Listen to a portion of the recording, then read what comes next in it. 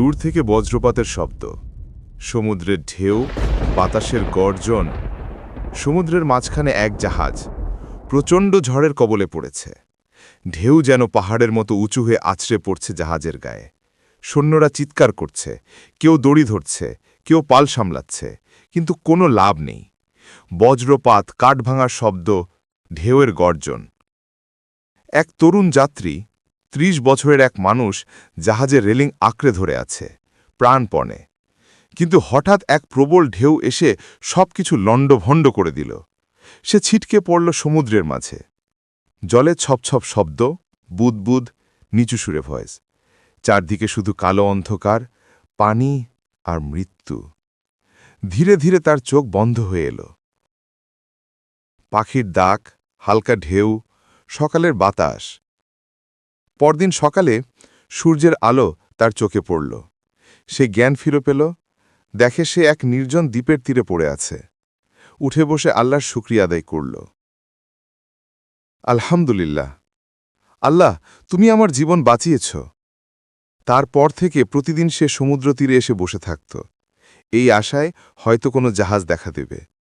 কিন্তু প্রতিদিনই সে হতাশে ফিরে আসত।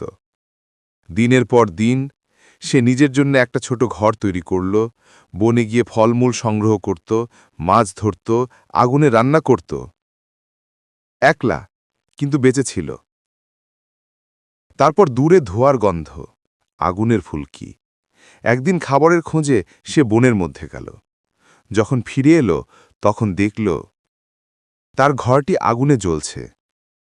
আগুনের গর্জন, ছাই উঠছে, কাঠ ভাঙার শব্দ।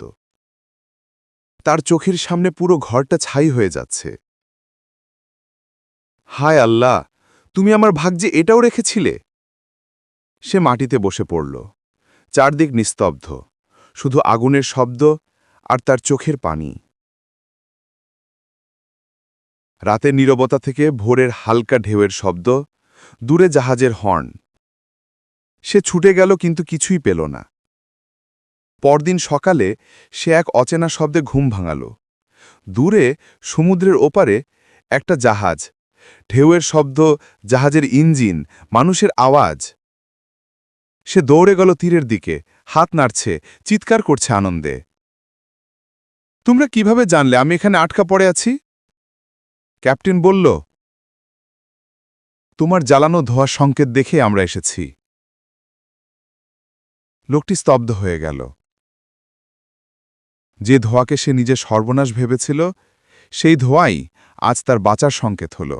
তখন সে মনে মনে ভাবল, কখনো কখনো আমাদের কষ্টই আল্লাহর রহমতের সংকেত হয়ে আসে।